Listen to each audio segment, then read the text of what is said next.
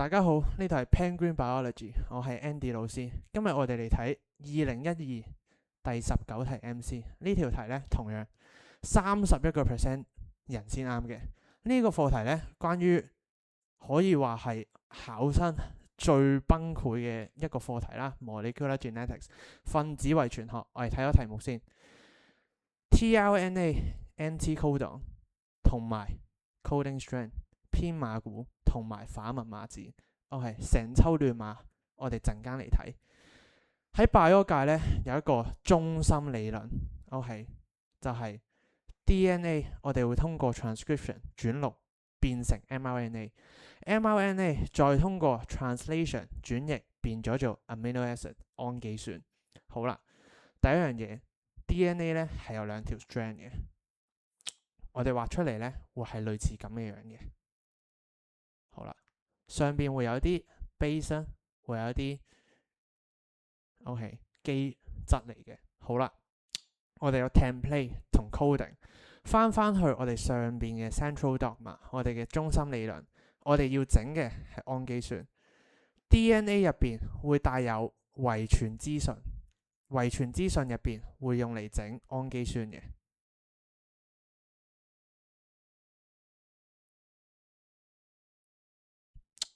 OK， 當我哋知道有遺傳資訊嘅時候，有遺傳資訊嗰一條 strand 咧，嗰一個編碼鏈係我哋叫 coding strand， 另一條我哋叫 template strand 模板鏈。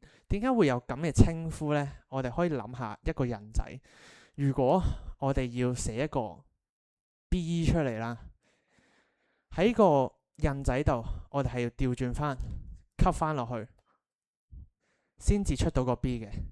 如果我哋係好似我哋平時寫咁樣呢，係會調轉咗嘅。好啦，同我哋嘅 DNA 一樣，譬如話呢條入邊帶有我想要嘅資訊啦，或者信息啦。如果我想攞到呢啲信息出嚟，我唔可以直接 copy 呢度嘅。OK， 我哋都知 DNA replication。DNA 嘅複製咧，係通過一個個對應翻出嚟嘅。OK， 我哋出邊會有好多嘅基質啦，一個個懟上去。如果呢度係 A， 呢度就會係 T 咁樣對上去嘅。如果係 RNA 就係 U 啦，對翻上去。所以我哋如果想要呢條 strand 嘅資訊，我哋直接攞呢條，就會同我哋揼個 B 印出嚟一樣。我要攞 A 嘅時候，佢會俾 U 我嘅。同時 ，OK， 呢個第一個概念。第二樣，所以我要攞呢度嘅 strand 咧嘅時候，我係要通過呢條 template 攞呢個模板去做印仔揼翻落去嘅。好啦。呢度係 A 嘅話，呢條 strand 上面就係 T。當我哋 translate 翻個 base 對上去，就會變咗 U。OK， 呢個係第一樣嘢。好啦，跟住如果我哋有一條 mRNA， 係我哋通過 template strand 轉換翻嚟，通過模板鏈轉換翻嚟嘅時候，呢一條 mRNA 又會同我哋嘅 tRNA 做結合。tRNA 咧大致可以話係咁嘅樣嘅。好啦，譬如話我哋啱啱第一個呢度會係 U 啦 ，tRNA 上邊就會有我哋叫 anti codon， 就係我哋題目入邊所提及嘅反密碼字。一做對換 tRNA， 因為我哋要相對 A 對 U，C 對 G， 唔可以撈亂嘅，所以 anti codon 上面會係 A。好啦，知道咗呢啲對換之後，我哋去翻條題目度。正常嘅做法就應該係你會有一個 coding strand 啦，coding strand 上邊係 AGT 嚟嘅，即係話我哋可以畫到一個咁嘅嘢先。跟住我哋對翻去 template 上邊係呢個 sequence。template 又會再去做 transcription， 去做轉譯啦，跟住變咗做 UG AUG，OK，呢個係我哋嘅 mRNA。同時呢個亦都我哋會叫佢做 codon 密碼紙。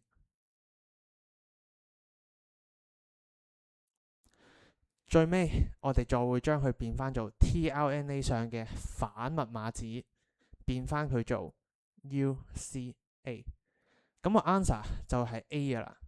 不過我哋而家有一個靚啲嘅方法，快啲嘅方法去記呢個技巧，我哋叫做空城計。空城計係咩意思呢？ OK， 首先空嘅英文 empty， 相信大家都識啦。城嘅英文 city， 相信大家亦都會知啦。我哋嚟查啲嘢先。查走 E 點讀 empty， 查走 P 點讀 empty， 查走 Y empty， 去到右手邊查咗個 I city， 查走個 T 仍然係 city。於是乎我哋就可以 develop 出嚟一條非常之靚嘅框架。好啦，呢個係我哋所謂嘅編碼鏈啦，呢個係我哋嘅模板鏈啦。如果你想要橫向做轉換嘅話，你只需要將呢部 DNA 上面嘅 T 變翻做 U。OK， 同樣地，橫向你想由左向右就調轉翻啦。如果你想由上換下或者下換上嘅，淨係需要對翻 ATGC 或者話 U 啦。好啦，我哋套翻落我哋嘅題目度。喺我哋空城計底下 mRNA、tRNA、coding 同埋 template， 我哋淨係需要我哋知道 coding strand 上邊係 AGT， 我哋要攞嘅係呢一個，即係話我需要咁樣過去拆翻開，橫向一次，向下一次，即係話會變咗 AGU 啦，再對翻落去 UCA， 答案係 A 嚟嘅，就係咁快。多謝大家。